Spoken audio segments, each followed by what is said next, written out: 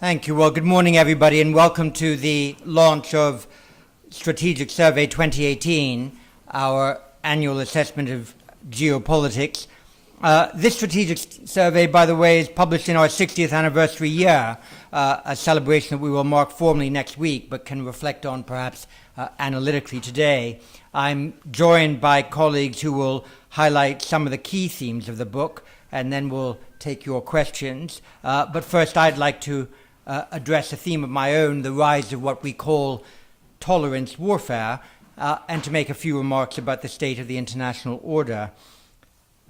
In 2018, we witnessed a further fraying of key international and regional institutions. The boldness of China and Russia, the persistence of intractable regional conflicts, and the unpredictable leadership of the United States. As norms and institutions weaken, statecraft is back. Countries that relied on institutional arrangements or on external security guarantees are discovering that they need to revive their national strategic skills. States that are unhappy with the international order or wish to create their own are finding that they face less resistance than before. The methods by which countries gain strategic advantage are often both innovative and brazen, blending cyber power and disinformation campaigns with the classic instruments of the military. Status quo disruptors practice tolerance warfare, a style of geopolitical challenge that in many cases has no obvious counter. Tolerance warfare can be defined as the persistent effort to test the tolerances for different forms of aggression against settled states. It is the effort to push back lines of resistance, probe weaknesses, assert rights unilaterally, break rules, establish new facts on the ground, and gain systematic tactical advantage over hesitant opponents. It tests the ability of the target to deter and defeat these efforts. It wins advantage by either diverting the target's resources away from a central strategic purpose or by creating new conditions that cannot be reversed except by disproportionate effort. Sometimes tolerance warfare is conducted overtly and is in effect declared. Often it is conducted through proxies or partners, especially in the most immediate theaters of operations. Iran conducts tolerance warfare in the Gulf and Levant, using partners and proxies to affect political agendas in the target states, gain a foothold for information operations, and insinuate its style of warfare in neighboring geographies. These activities pose a more immediate challenge than Iran's current nuclear program. An Iranian nuclear arsenal would naturally pose a huge danger, including the prospect of further proliferation, but it is the political and military influence operations of Iran's Islamic Revolutionary Guard Corps that creates daily pressures across the region. Tolerance warfare, with its indirect and tactical elements, is in effect becoming a favored strategy for those countries who cannot easily challenge their biggest rivals symmetrically. Its leading exponent, perhaps, is President Vladimir Putin's Russia. In the Cold War, the US and Soviet Union fought proxy wars in tertiary theaters of operations, such as Africa and Central America. Today, tolerance warfare is being conducted in the primary theaters of operations, Europe and North America. Putin's regime aims to exploit the openness and weaknesses in Western democracies, whose instincts for statecraft have perhaps been tempered by geopolitical failures abroad and conflict-averse publics at home.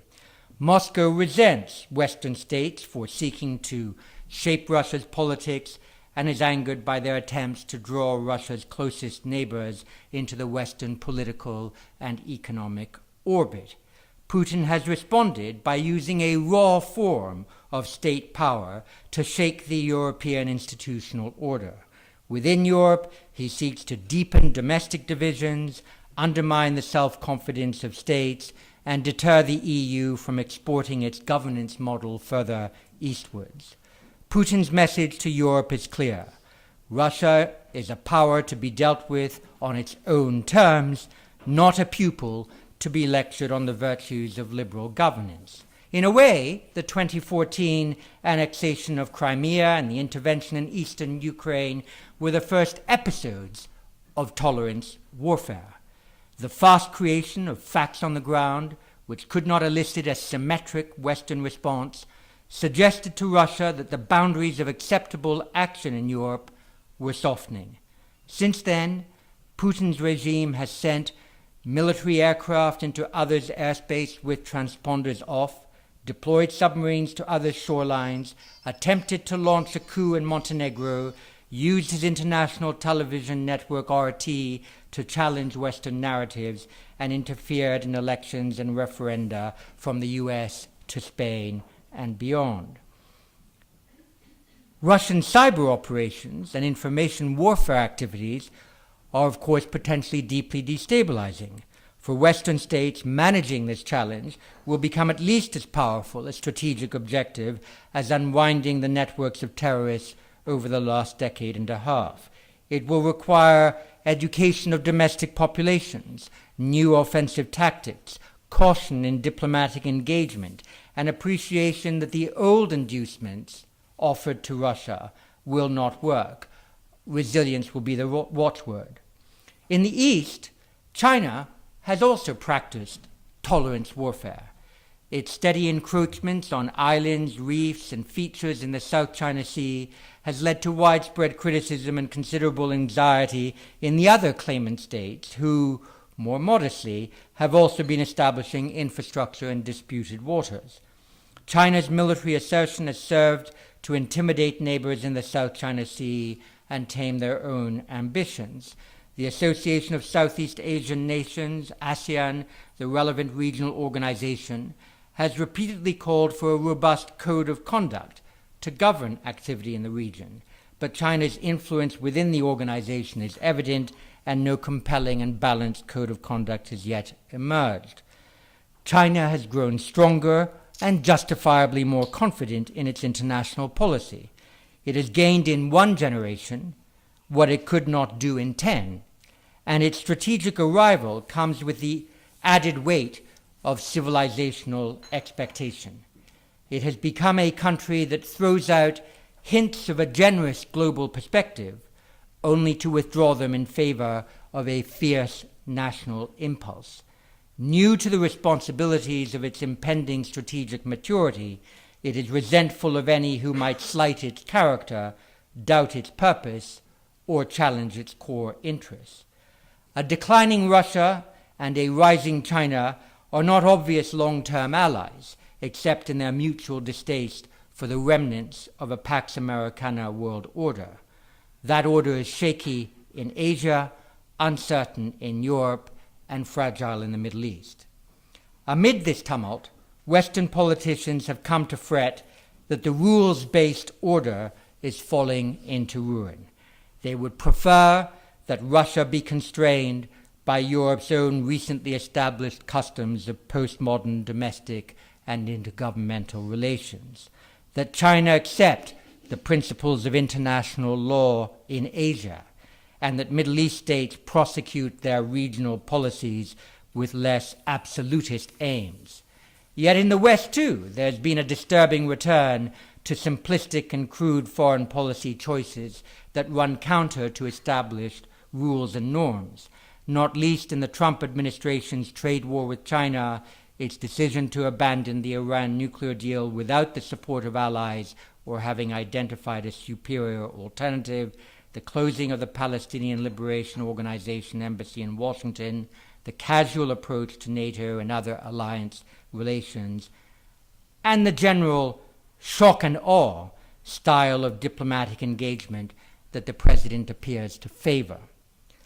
A criticism was recently leveled against former U.S. President Barack Obama to the effect that he was better at explaining the meaning of democracy than he was defending it against its opponents.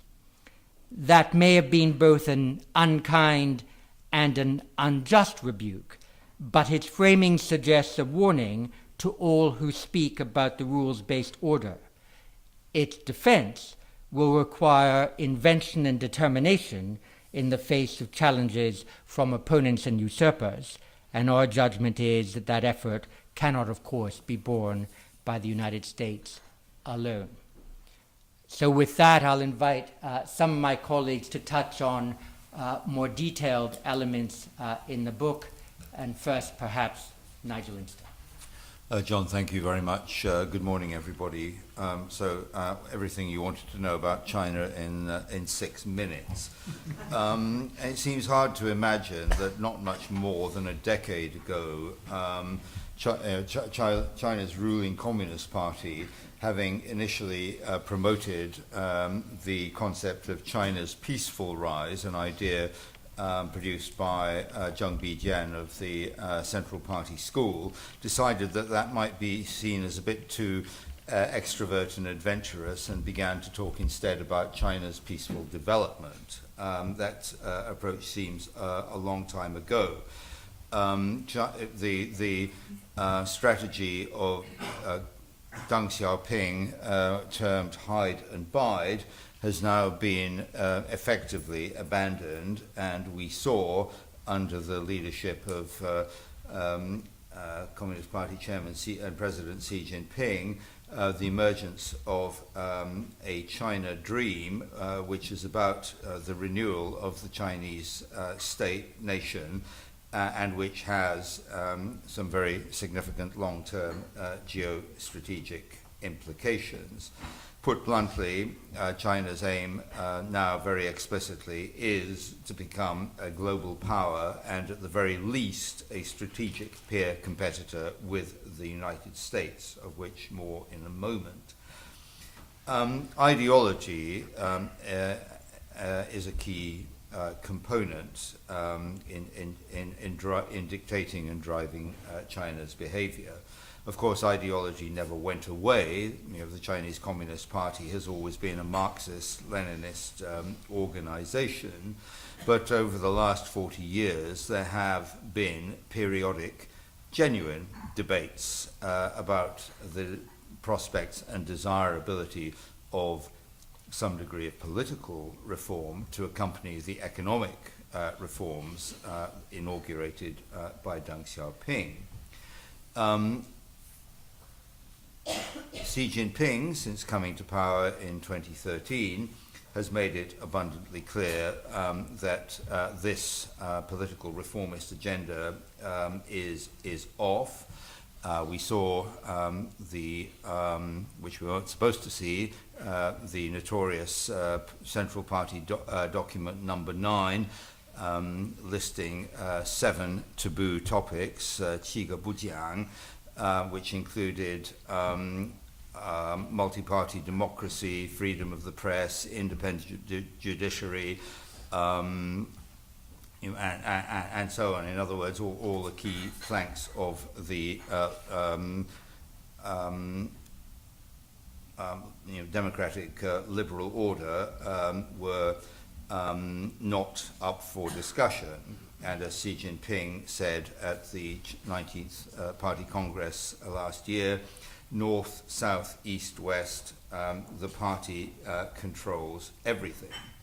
Xi Jinping, immediately upon coming to power, was quick to remind the Chinese People's Liberation Army that they are first and foremost the armed wing of the Chinese Communist Party rather than a national army.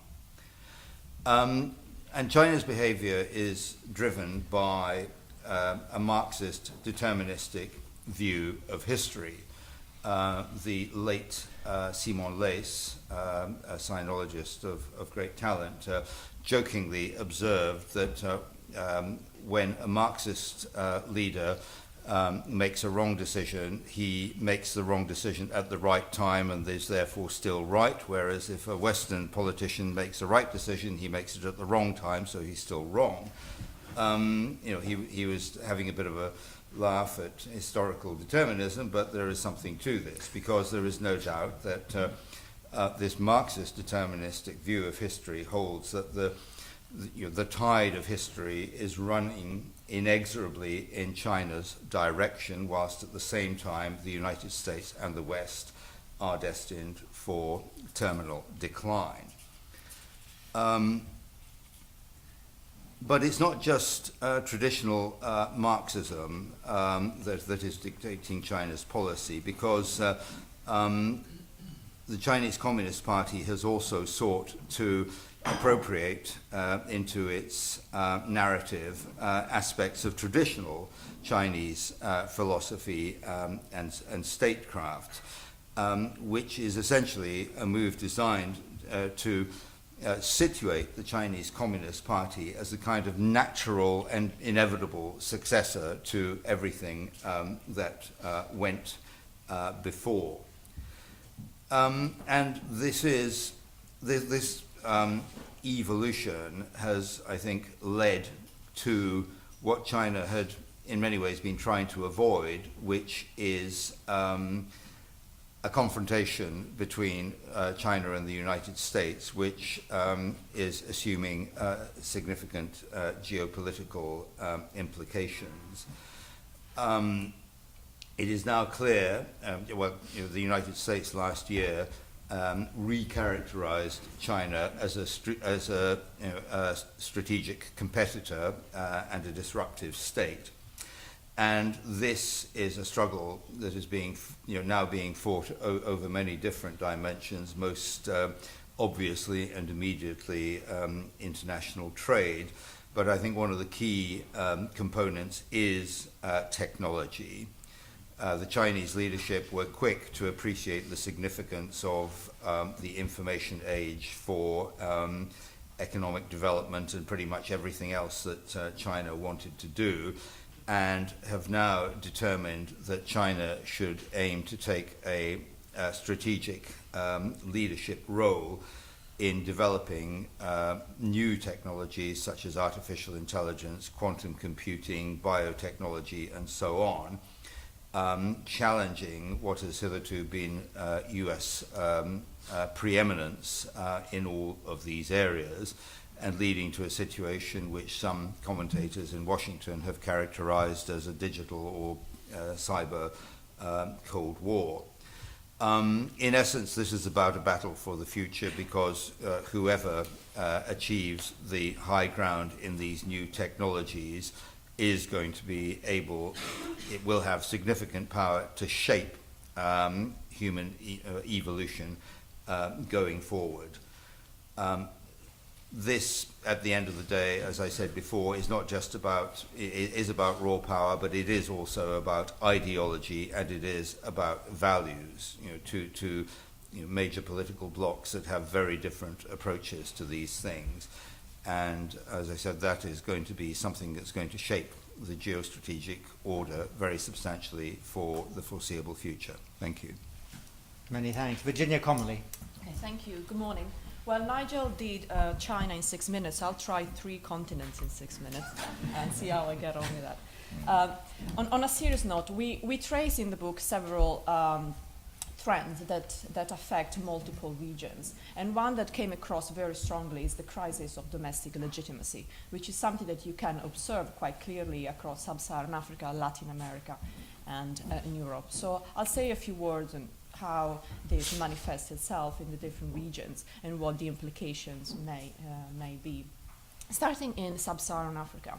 Well, over the course of the past year, we have seen a significant rise in populism and multiple protests and marches in places such as Cote d'Ivoire, Gabon, Ghana, South Africa, and many others. So yes, there are nowadays fewer coups across Sub-Saharan Africa, but continued restriction of civil liberties, presidents trying to, and heads of states trying to extend their term limits so that they can stay in power for longer and longer, all have led to growing frustration and discontent among the civilian population in many African countries. To the point that a number of observers have been wondering whether we are about to see something akin to an African Spring. And this is a theme that we explore in quite some detail in the book. Also because there are a number of factors that were present across the Arab Spring across the Arab country before the Arab Spring that can also be identified in sub-Saharan Africa. However, there are also some key differences, including the fact that African leaders have had the opportunity to observe what have happened across the Arab world, and they are much better prepared, including by co-opting populist sentiments into their political agendas. But this is just one way they are trying to prevent the eruption of an African spring.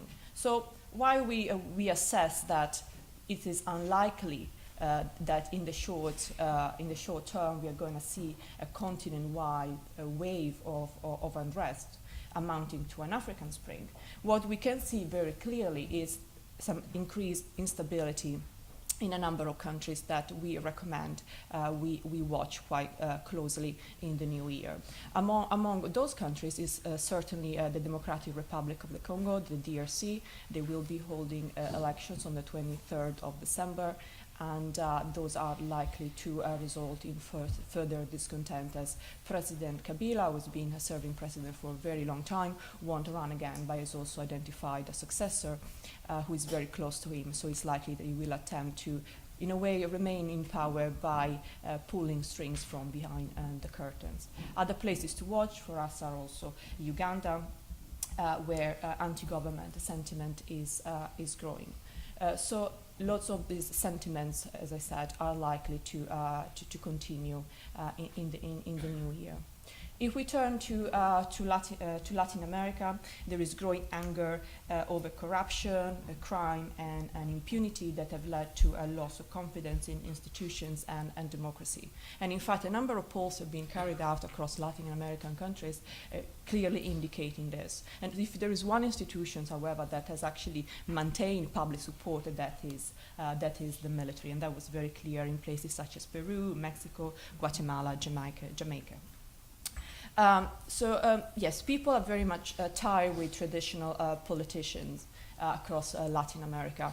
And the gigantic Operation Car Wash, this huge investigation into corruption, which started off in Brazil in 2014, but actually showed the extent of this corruption network across the entire Latin America, basically touching almost every single country in the region, but also abroad in places such as Angola and Mozambique, has really sparked a wave of protest across many of these countries as more details became available, indicating the extent to which high-level politicians were actually involved in this very complicated network of illegal payments that had at their core Petrobras, the Brazil state-owned oil companies. So it was very clear that through this protest, people are signaling the fact that they're no longer prepared to tolerate corruption. And I'm saying no longer prepared because in the past they were accepting it as long as the politicians were actually delivering on social and political programs. But they're no longer doing that. They're just amassing wealth for themselves. So I would say this, all in all, is positive. You know, we are seeing a new phase where democratic institutions can be strengthened and more transparency can be expected. However, there are also some negative repercussions to all of this, because this discontent towards traditional elites has also led to the rise in populist sentiments and the election of some rather different politicians that sometimes expose some very extreme views. I'm sure you're aware of Bolsonaro winning the elections in Brazil is a very controversial and polarizing figure, and very much on the far right. The election also in Mexico, or López Obrador, is also, although is on a left-wing agenda, is also a signal of this. And is also this wave of populist sentiments is also brought to power people with absolutely not a political experience, such as President Morales in Guatemala, who is a former comedian. Well, that's not the only instance in the world, but in the case of Latin America, that's the most recent one. What are them about? Yes. So there is a risk that the arrival of all these new heads of state might actually reverse some of the positive gains that we've seen in recent years in terms of governments across Latin America adopting more fiscally responsible and pro-globalization policies, and that is something that we had actually seen across Mexico, Colombia, Peru, Chile, Brazil, Argentina, and others. So there is a risk there that some of the gains of the recent years might see a reversal. And now, turning to Europe, well, there has been some political upheaval. I think no statement has ever been more redundant, and resentment towards established political parties has continued to grow over the past year, even though we've seen an increase or a recovery, economic recovery across many countries. There are two factors that we are seeing across multiple countries that have been fueling this upheaval and discontent and resentments. One is the issue of migration, which continues to be a highly politicized one, and the other is this perceived inequality within a number of European countries that keep on driving discontent. And also had a significant impact on some of the elections that we saw over the course of the last 12 months that really were marked by increased political fragmentations, meaning that it becomes harder and harder to form governments. We've seen the weakening of pro-Europe governments, such as in Germany, and also in the elections in Italy, for instance, we've seen the ascent of anti-establishment Eurosceptics parties, and these are just some of the most prominent examples. And so we expect a continuation of this trend in the new year with elections across multiple countries, well, including at the European Parliament, in places such as Belgium and Denmark, that have well-established far-right parties. Immigration is certainly going to be a key issue on the table. In places like Poland, for instance, that has a nationalist government that is likely to remain in power, but we are likely to see tensions with the EU over Poland's refusal to take in its allotted quota of refugees, and also the erosion of the independence of the judiciary, and also of press freedom. And of course, as we are talking about Euroscepticism, well, there is the UK, but I'm sure there will be lots of questions on Brexit, and I'll leave it to my colleagues who are much more, with a better place to discuss this in the Q&A. Thank you. Emil Hokai. Thank you very much, and good morning to all. 6 minutes, plenty of time to cover all the conflicts in the Middle East. It's easy and simple. As every year, the strategic survey Middle East chapters explore the nexus of local conflict, regional rivalries, and international engagement in the region. This year, we run through a long list of local conflicts, including Syria, Yemen, and regional rivalries, which is going to be the topic of my short presentation today. It's a period of intense geopolitical power play and brinksmanship between three major regional powers in the region, Iran, Saudi Arabia, and Turkey. It's important to understand that it's really this rivalry at this point, and between them, but also between them and their respective allies, that is driving much of the politics in the region. With an appetite for some high-risk bets on the part of everyone. So just to start with Iran, Iran obviously is under renewed US sanctions since last week, which brings questions about the viability of the JCPOA going forward. A lot relies on whether the Europeans can somehow save the deal, and whether wisdom will prevail in Tehran to stay within the JCPOA. It really comes down to a question of expectations on Iran's side. Can they live with whatever the EU can offer, and can the debate in Tehran, which is quite heated at this point, not tie the hands of President Rouhani, his foreign ministers, and others who have been key negotiators there. Those who follow the debate in Iran, for instance, on the FTAF legislation, which is supposed to address issues of money laundering and financial support for terrorist groups, etc., know that it's really contentious. However, it seems that in the short term, Iran's own calculations is that it's better served by staying within the JCPOA, thus maintaining the political high ground against an internationally criticized move by the US. At the same time, this US maximalist approach, imposing sanctions, issuing long lists of demands on Iran, etc., faces two problems. The first one is the absence of an international consensus, but the second one is a quite troubled regional picture where there is no, there is a clear front against Iran that includes Israel, Saudi, a couple of other countries. It's difficult to see how operationally that works and that really isolates Iran. Turkey, for instance, has been a major critic of the renewed sanctions. So for Iran, the question is stay or leave the JCPOA, and also what kind of regional responses Iran can deploy. So there's a lot of attention these days on its posture in Syria, its risk appetite there, and its calculations. I think this is going to be a center of attention for some time. Iran benefits from something at the moment, which is that Saudi Arabia is very much on the defense. The Khashoggi assassination episode, and both the assassination and the many changing narratives about what happened, have really affected Saudi's standing and credibility.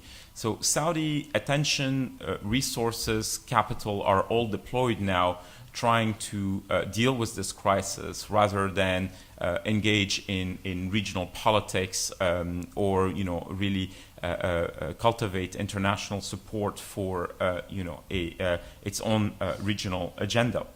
That episode has also highlighted Saudi's risky and often unsuccessful bets in the region, whether it's the boycott of Qatar or the Yemen intervention. Importantly, this episode has also raised questions about the domestic and royal dynamics in Saudi Arabia. Here, I think we are at risk of succumbing to our own hopes and illusions about dynamics in Saudi Arabia. There is little sense that the position of Crown Prince Mohammed bin Salman is in danger. But certainly there are questions about his style of leadership, including inside the kingdom.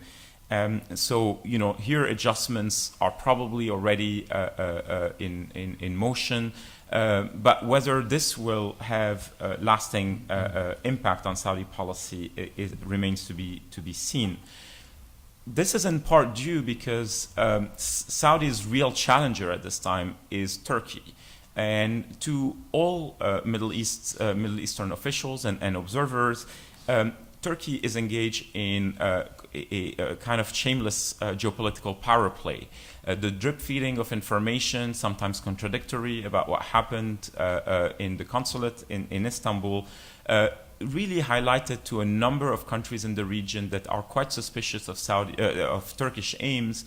That perhaps Erdogan is milking it a bit too much on this front. At the same time, Turkey has been a bit more agile than it's been in the past. So there is a kind of rapprochement with the US, the liberation of Pastor Brunson, the deal over Manbij in Syria, which is quite contentious. I mean, keep an eye on developments in northeast Syria. But there are tensions as well, as I mentioned. Sanctions on Iran, Turkish relations with Russia, and so on. So Turkey is in a relatively better position, but there is a risk that it will overplay its hand and fail to actually convince the international community of its approach on Saudi. And finally, there's a question here, which is whether all this amounts somehow to an opportunity for de-escalation in Yemen, which has come back on the top of the policy agenda in the past months and a half. Certainly, Secretary Mattis in Manama, Secretary Pompeo in other declarations, but also a number of other foreign ministers in the West and elsewhere have called for an immediate de-escalation. And the Americans have given a 30-day window for that to happen. The problem with the way that the debate is unfolding over Yemen is that it somehow limits it to Saudi airstrikes, U.S. and Western support for air operations, while it's a very complex multi-front war. So the diplomacy required to really bring all these parties at the table in a very fragmented environment is very tricky. So a heads-on U.S. approach to that, which basically cuts off Saudi and so on, which some are calling for, is not necessarily going to lead to the kind of political process that is needed. So the diplomacy is very difficult to engineer. It's very difficult to motivate short-term de-escalation. Actually, in fact, we see an escalation in conflict both by Saudi Arabia, the UAE, and their allies, but also by the Houthis at this moment. And there is a key question, which is, does the Houthi movement have any interest in really engaging in a political settlement? I think the Saudis and others are trying to find a way out. They're failing for a number of reasons, including their own diplomatic lack of competence. But there's a serious question about whether the other warring side has any interest in that. Thank you. Doug Barry. Thanks, Simon. Yeah, good morning, everybody. I'll use my 6 minutes to touch on the hypersonics essay in this year's book. I was kind of trying to find an analogy in the guided weapons sector for where I think we are now with hypersonics. And it strikes me that it's similar to the position in the late 1980s with conventional land attack cruise missiles. Obviously, first used operationally at Tomahawk in Desert Storm in 1991. Today, around 20 countries now field land attack cruise missiles of one kind or another, and they're viewed as a core element of any kind of advanced weapons inventory. I'd contend that hypersonic weapons are today on the cusp of that 1991 Tomahawk threshold. And I'd also wager that hypersonic weaponry features on most, if not all, Defence Ministry lists of disruptive technologies. Now, if there's any good news for the embattled arms control community, I think it's that hypersonic weapons, at least in the near term, are unlikely to proliferate as rapidly or as widely as their subsonic counterparts have done. And this is basically down to cost and technology. The price point entry for a hypersonic weapon is high, partly because of the technology demands of such a system.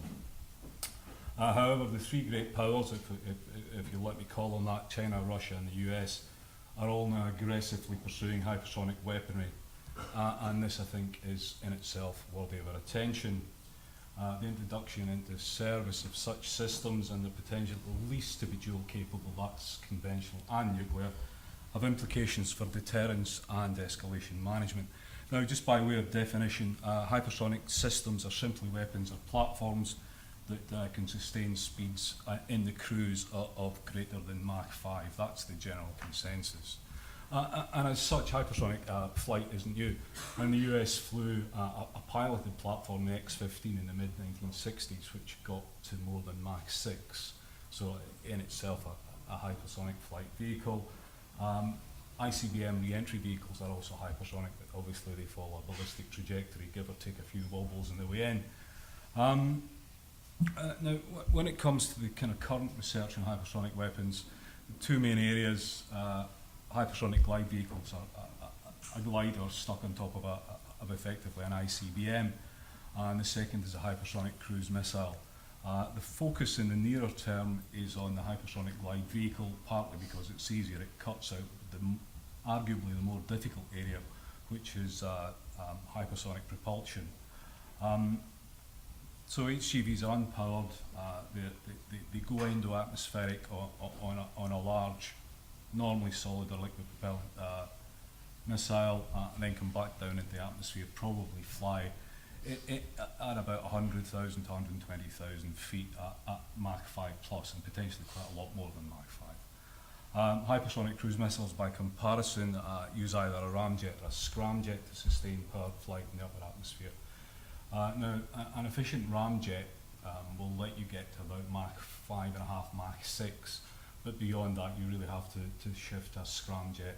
And the scramjet name is just actually supersonic combustion ramjet, which basically means that instead of slowing the air down to subsonic speeds in the combustion chamber, a supersonic ramjet, you're actually sustaining combustion at airflows which are supersonic, which is quite a demanding thing to do. So in the short term, the cruise missile side of the field, you probably get Mach 5 plus cruise missiles in the early 2020s. Scramjet powered ones are going to be out into the 2030s, I would imagine. There's also a kind of third class, which I don't really know how to describe these properly, so I kind of pulled pseudo-hypersonic missiles out of the air. These are air-launched ballistic missiles. We've seen the Russians just begin to field one. The Chinese are also developing them. So that's another kind of shortcut to get to high speed. In terms of who's going to deploy first, the Russians have a system called Avangard, which will probably go into service around 2020, we think, at the moment. China similarly has an HGV in the final stages of development, dubbed Blue 14 by the US intelligence community. And the US, at least publicly, is now in a process of playing catch-up. I'm slightly hesitant when the Americans say that they're behind in all of this. Perhaps they're behind in what we see in open source. There's been a lot of activity over the decades in the US on hypersonics, and what's in the classified world, I think, remains to be fully seen. But you'll see names with rather nice acronyms like Hacksaw and Arrow now being kicked about. So if that's the kind of what of hypersonic, what's the why? Now, as an air power specialist, I'd look no further than Colonel John Boyd, and if you haven't kind of looked at Boyd's OODA loop, which is observation, orientation, decision and action, I think it's a fantastically simple but also extraordinarily elegant concept. Hypersonics play into all of those elements. Greater speed basically has a dislocating effect, denying an opponent the luxury of time in any of those four. And in terms of observation of HGVs and cruise missiles, that 100,000 feet to 120,000 feet bit the atmosphere is really poorly served by surveillance radars at the moment. It's not where air defence or surveillance radars are tended to look. You either look in the lower atmosphere because you're looking for an aircraft, and aircraft tend not to get much above 60,000 feet, or you're looking down in the weeds at tens of feet for a cruise missile, or you're looking over the horizon out of the atmosphere for a ballistic missile. So there's a corridor in the atmosphere which is poorly served at the moment, and that's part of the reason why I think countries are interested in this area. In terms of where the Russians are with this, the interest is spurred partly as a means of overcoming missile defences. You basically complicate the defender's challenge. China, similarly, I think it's looking at the kind of defensive systems that the US has in place and will deploy, and it's how to defeat those. In the US, as I said, the kind of interest has waxed and waned over the decades, but its hypersonics are now associated predominantly with kind of elements of the prompt global strike system. To go back to that 6 minutes by way of an illustration, if the Russians had decided to ping something out of Kaliningrad, when I started speaking, a Mach 5 missile would all give us time to get onto the lift and leave the building that way. A Mach 10 missile, I wouldn't be sitting here, I would already be half the way down the stairwell, just to give you a sense of how quickly these things move and how small the window is for people to make decisions. Doug, thank you very much. Nick Redmond. Thank you. As my colleagues have spoken for roughly 6 minutes, I'm going to keep it to 4 in the effort to talk about the last point, the point on which John closed, namely questions of international order. There's some imprecision in the term. There's variations on the theme: rule-based order, liberal international order. It's a phenomenon that's evolved over time. It looked rather different in the 1960s to how it looks today, or indeed in the 1990s. And it is not a monolith. Rather, it's a complex of interlocking and sometimes clashing mechanisms and motivations. I suggest there are three elements. There is a rules-based order of both politico-legal and economic institutions, such as the United Nations and the Bretton Woods institutions, and more recent constructs, including the Paris Climate Agreement. In Europe, the supranational EU has gone further still. There is a security order of regional alliances anchored by the United States. And there is a liberal order of states that practice and espouse liberal democratic values. Now, the rules-based order was established by those who had been through the Second World War specifically to attempt to civilize international relations and constrain state behavior to some degree, to provide a system of buffers, crash mats, and safety nets for the international system. Both the rules-based order and the security order reflected predominantly US interests as well as values. The promotion of liberalism, by contrast, was mainly a matter of values, and when that clashed with US interests, it was generally the interests that prevailed. The end of the Cold War gave the US and its allies a unique opportunity, however, to push their values. 25 years on from the glorious days of 1993, Russia and China have used their integration with parts of the international order to become strong economically, yet they firmly reject the order's liberal aspects. Whether the arc of history is indeed bending towards liberal democracy is an open question, though I suspect that if we polled people in 1993 and today, we might find today there are fewer optimists around. Yet values are deeply embedded in the foreign and security policies of Western states, and a reorientation to interest-based policies will not be easy.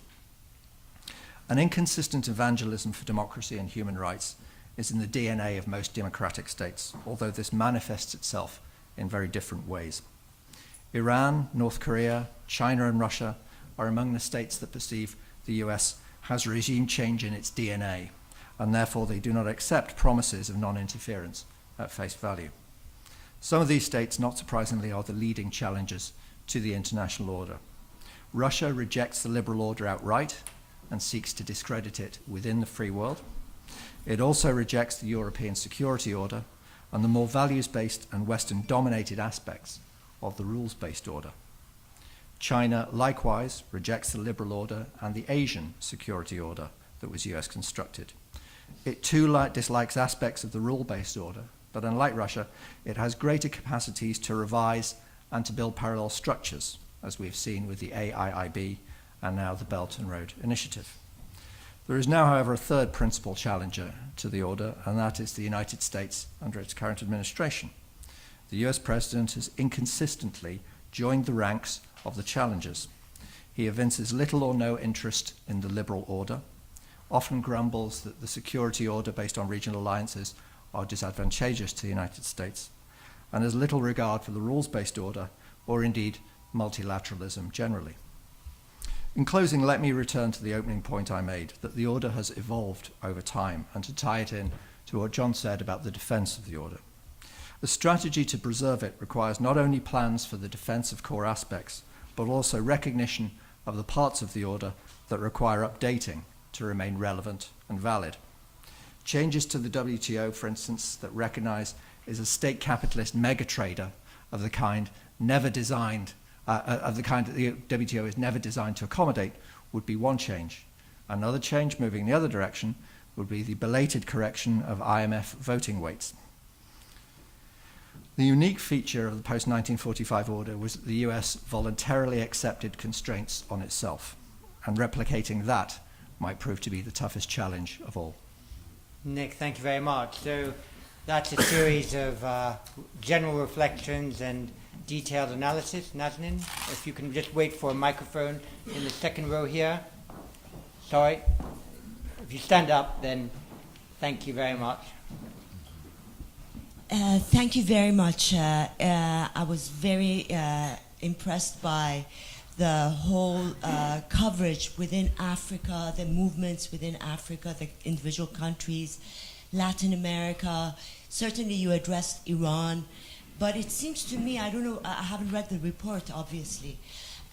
Is the focus on Iran only through the prism of JCPOA and nuclear, or whether, like Strategic Survey 2018, since December 2017, there has been a series of ongoing, persistent disturbances, strikes across Iran. Only this week, over 70 cities in Iran, there was lorry drivers on strikes, the teachers, and it's been growing, and they're individuals, and certainly what you see outside Iran when it comes to the coverage of JCPOA and the anger of it, we don't see that reflection inside Iran.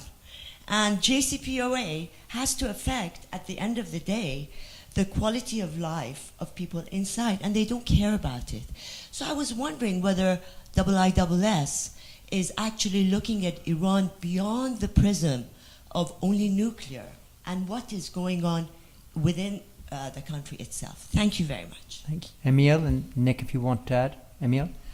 Certainly, we look at the various aspects of Iran's domestic, energy, foreign and security policy, and including the domestic aspects. It's just that in that presentation, and for the purpose of just talking about a strategic topic, we decided to focus on the JCPOA here and its regional behavior.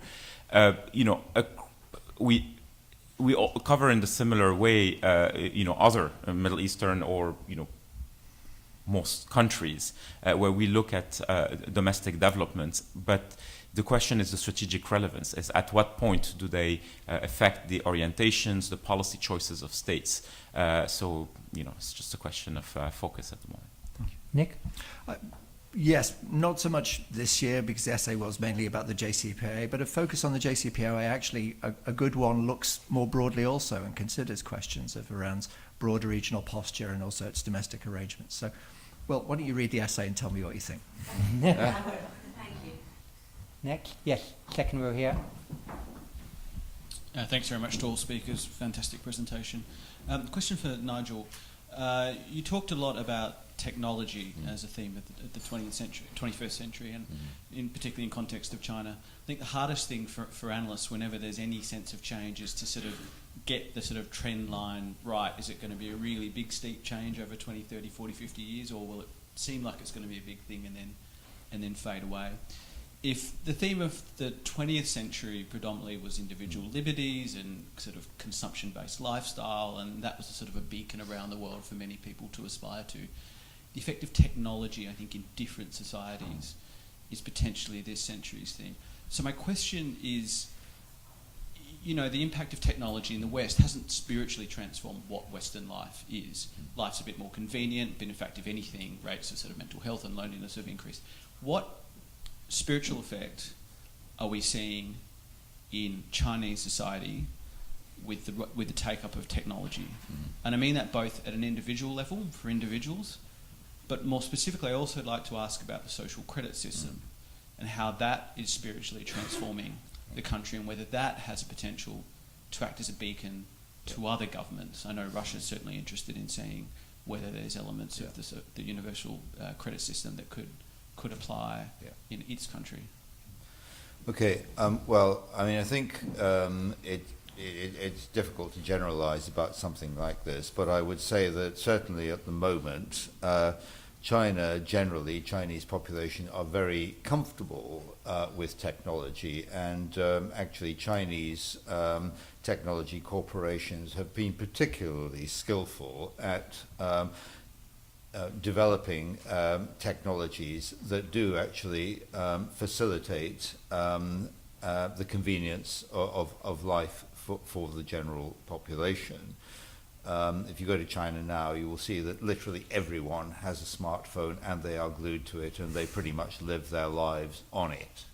Social interaction, financial transactions, pretty much everything, to a greater extent than is true in this part of the world. The social credit system has attracted a lot of focus and a lot of attention and tends to be presented by Western media in rather chilling Orwellian terms, which overlooks the fact that actually many middle-class, urban-dwelling Chinese regard it as a positive development. China has, in recent years, not always through history, but certainly in the last 30 or 40 years, become a very low trust society for all sorts of reasons, particularly the institutional carnage that was wreaked in the country during the 1950s and 60s. And any mechanisms that can restore public confidence are at the moment certainly seen as a generally desirable outcome.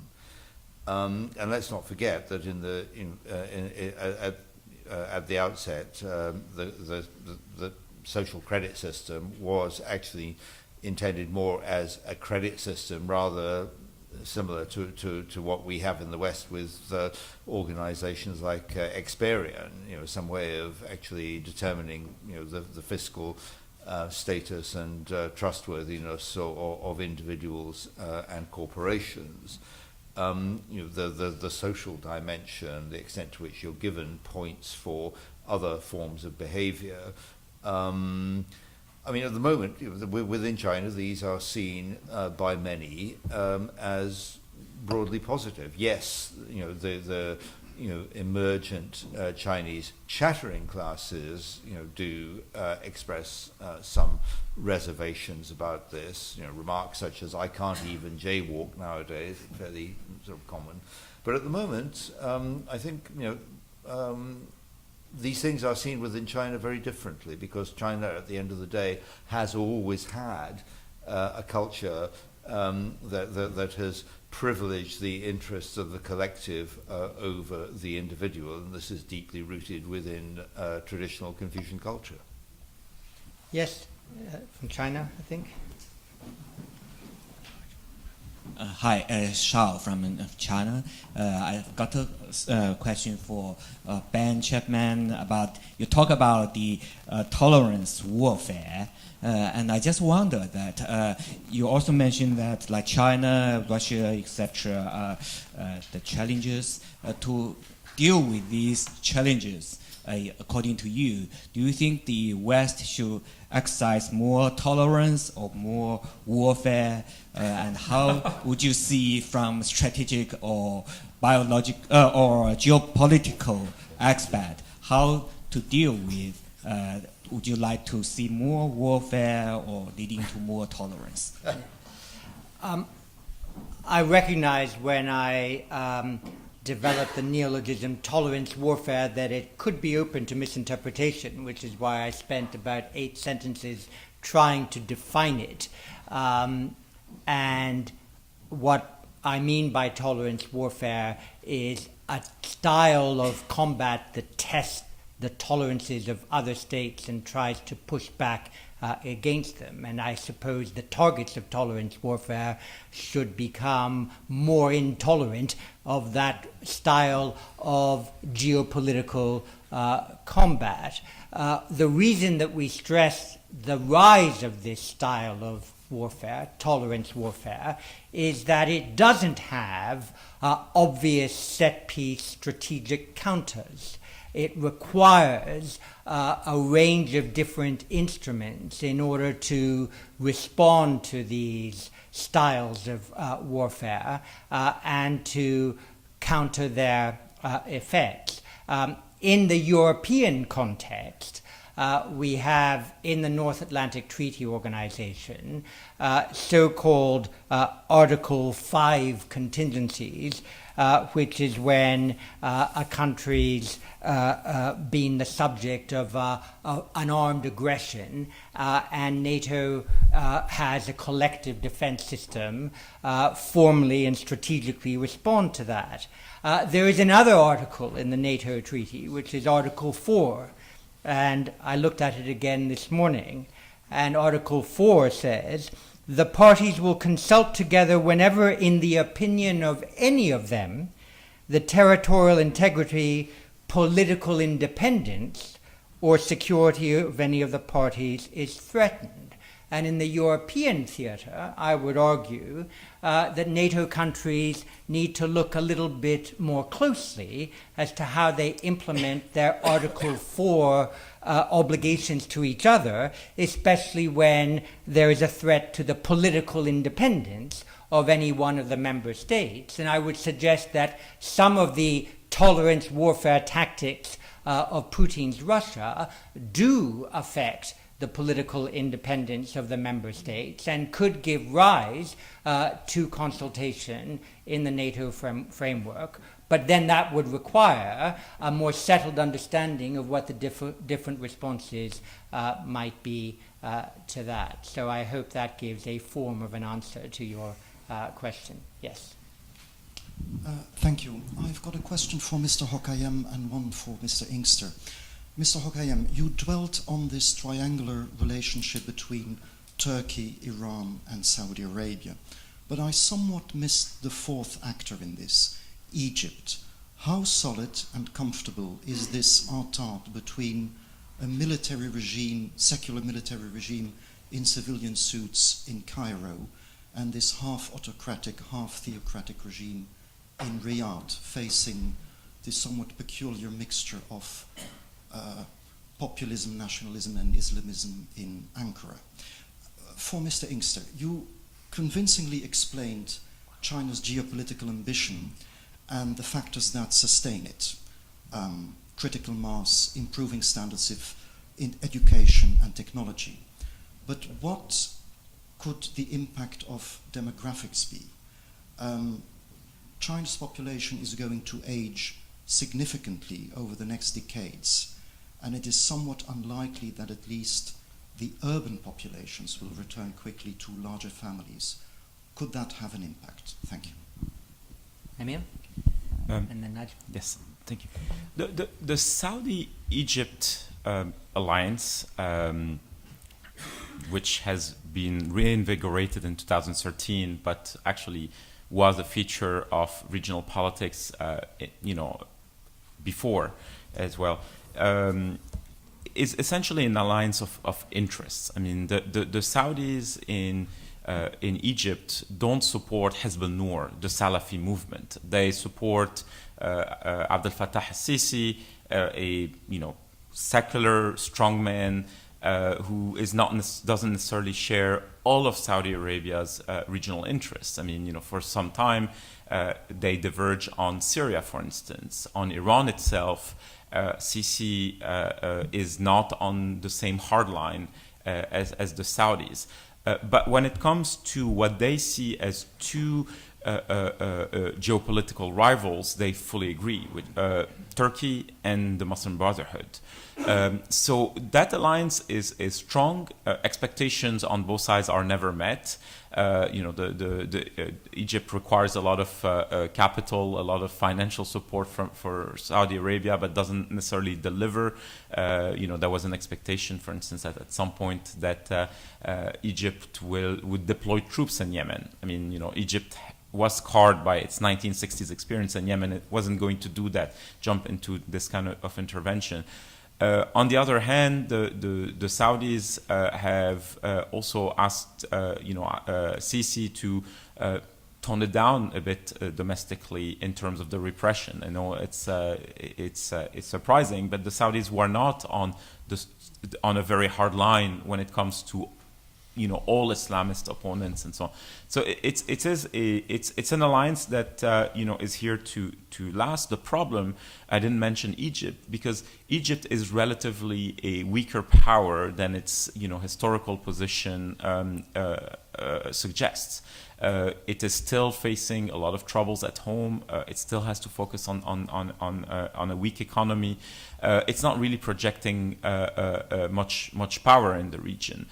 So it's really about a relative decline of Egypt vis-à-vis three more assertive powers: Turkey, Iran, and Saudi. Nigel?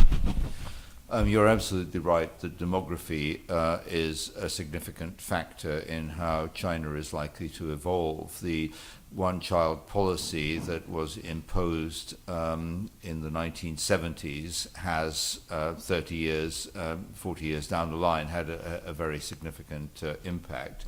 And the realization of this is one of the key factors in China's drive to achieve dominance of the next generation of technologies, that and the imperative to break free of the middle income trap. The Chinese government has more or less abandoned, well, in fact, formally it has abandoned the one-child policy, and this has recently been accompanied by propaganda efforts to encourage Chinese to have more children.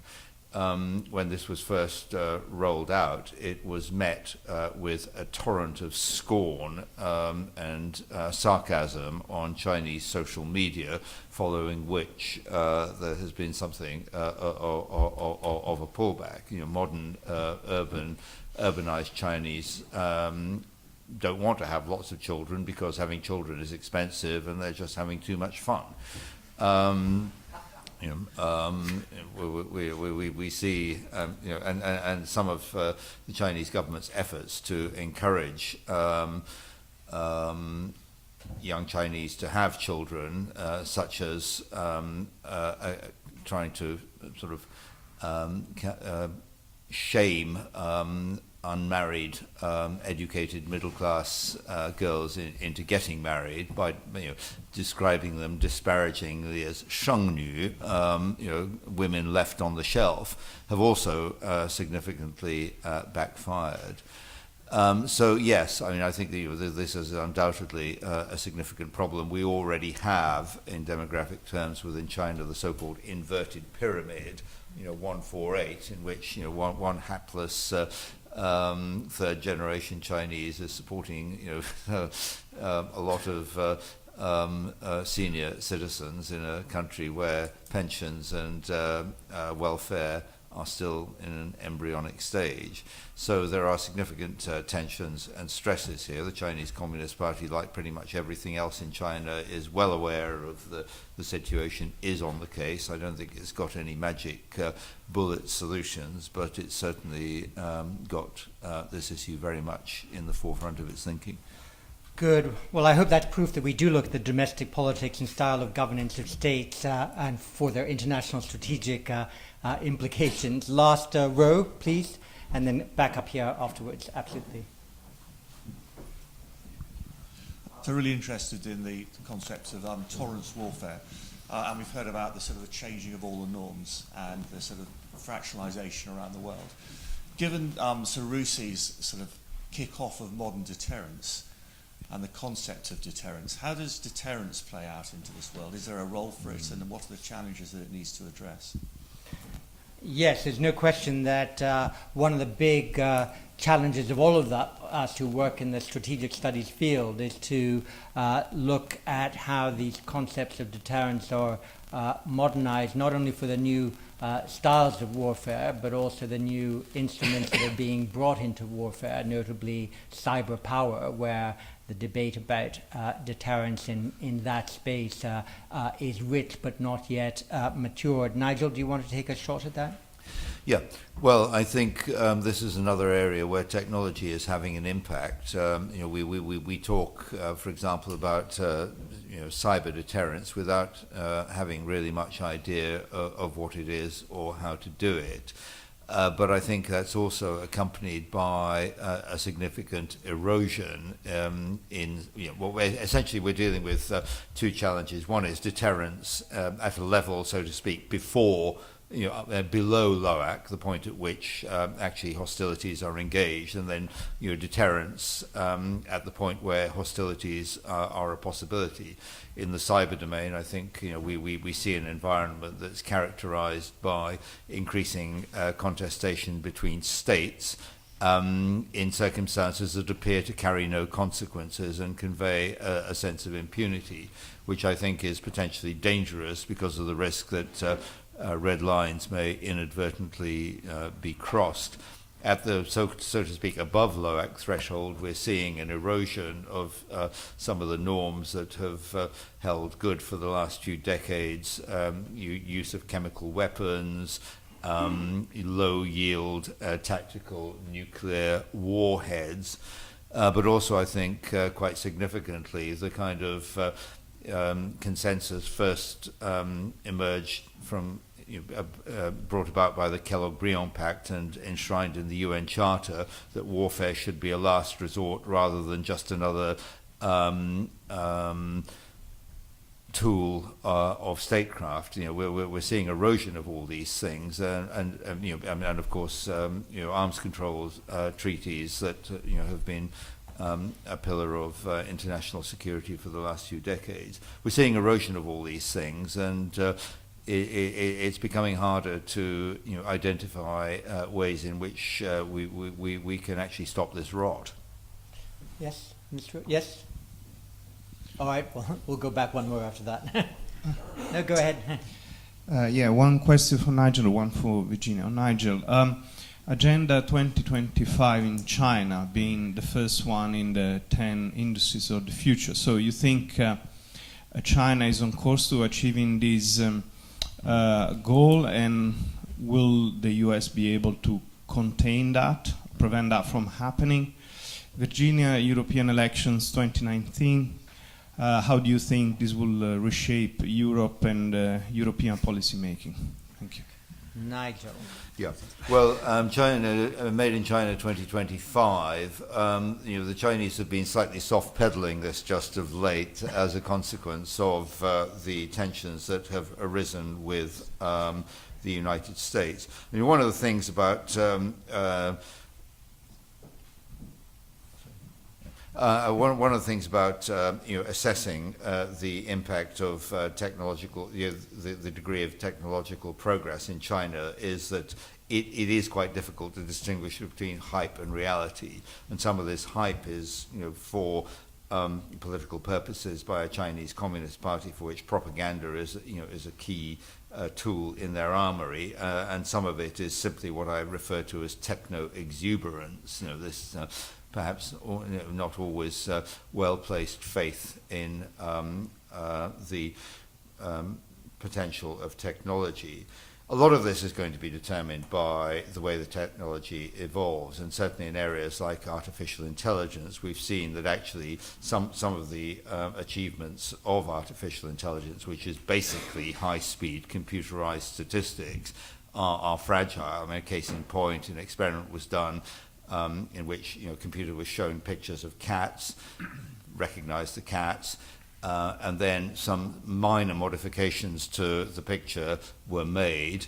The cat, the picture still very much resembled a cat, to the human eye, but the computer decided that what it was looking at was guacamole. I'm not making this up. And the other thing about artificial intelligence is it's a function of computing power multiplied by data inputs. And the reality is that we're coming to the end of an exponential process in terms of the increase of computing power. Silicon-based chip technology is starting to reach the outer limits of what's possible, and it's not inconceivable that we might see something of a hiatus until the next technologies are developed. Similar thing with quantum computing, the technology of the future and always will be. At the moment, it's really still an experiment in particle physics, and actually getting quantum computers to do things at scale is proving to be a step too far. So there are limits on some of the technology potential.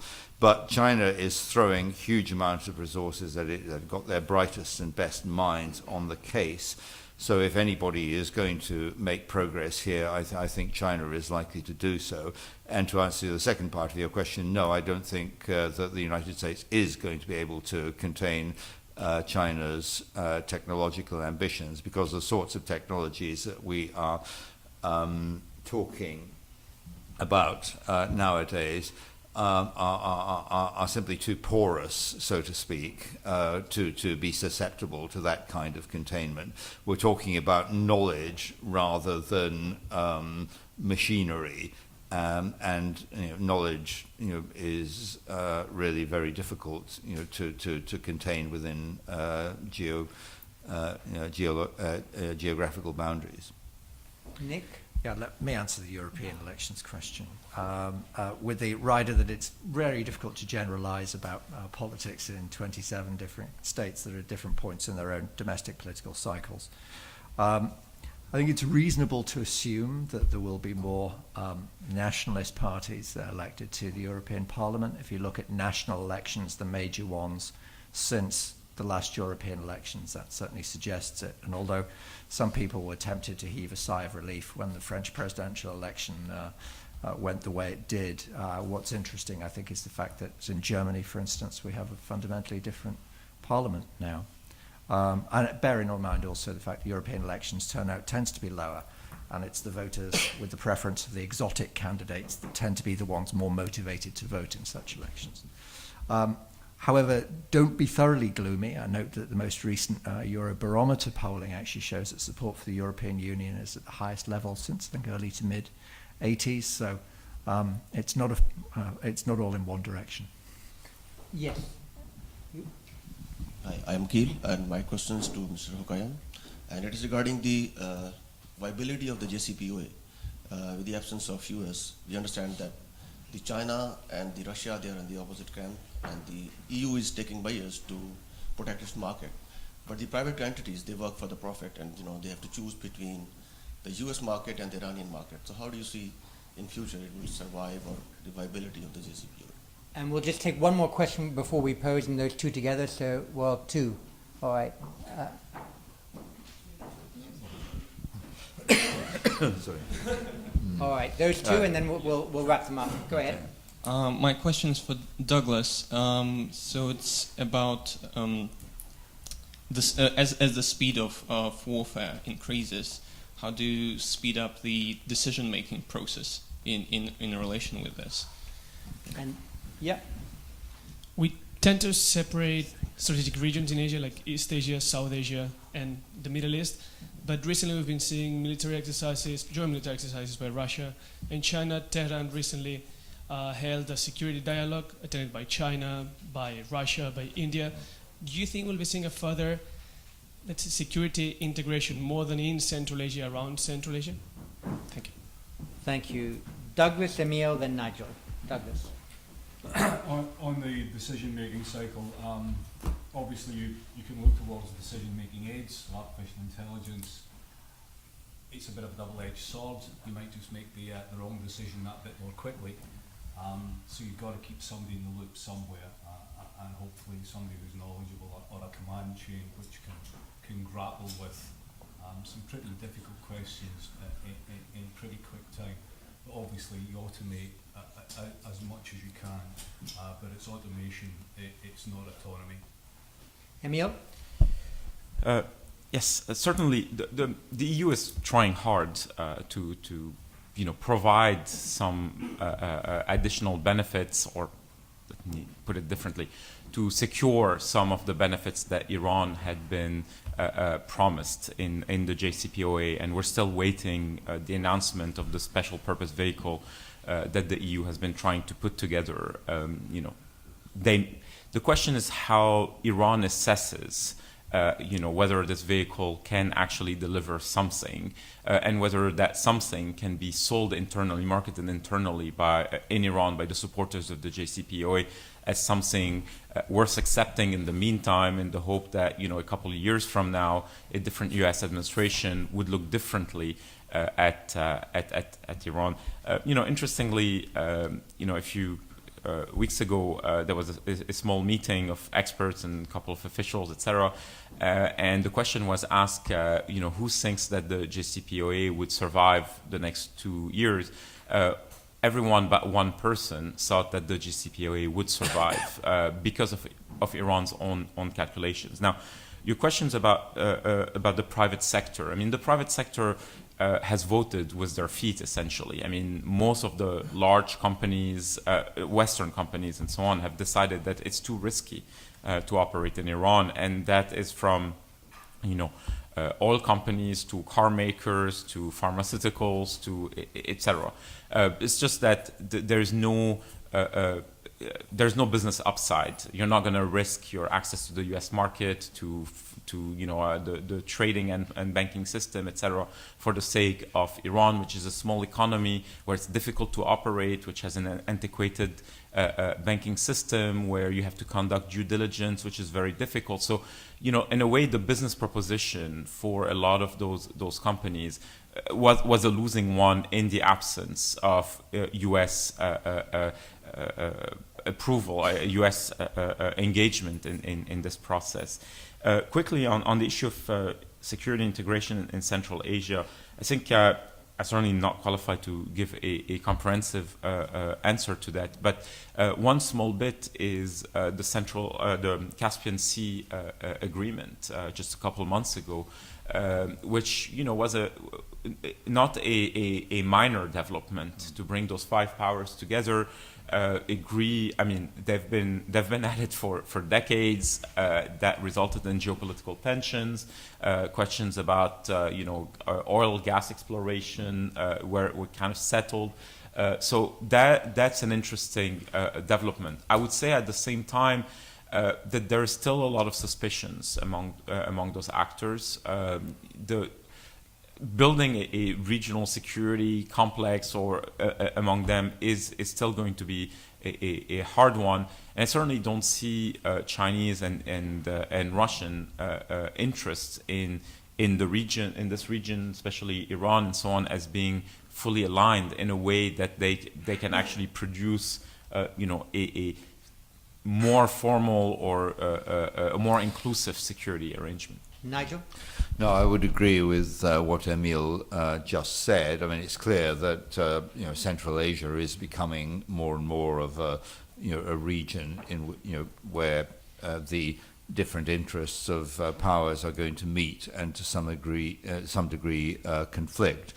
But for the moment, at least, this is conditioned by two factors. Firstly, the countries of the region themselves have a vote in this, and up until now have been notably resistant, to being dragged into any one camp at the expense of the other. Secondly, the major powers themselves, notably China and Russia, have been quite circumspect in their behavior within this region, and carefully respectful. Not to trample each other's interests. We also have regional mechanisms, notably the Shanghai Cooperation Organization, which can perhaps be best thought of as a kind of containment vessel for managing these potentially conflicting interests and keeping them within bounds. And with that, it's 10:30 p.m. on the dot. We've had a good 90 minutes. For all of you who are members, you'll receive your copy of Strategic Survey very shortly. For those of you who are not, you can buy it outside. Thank you very much.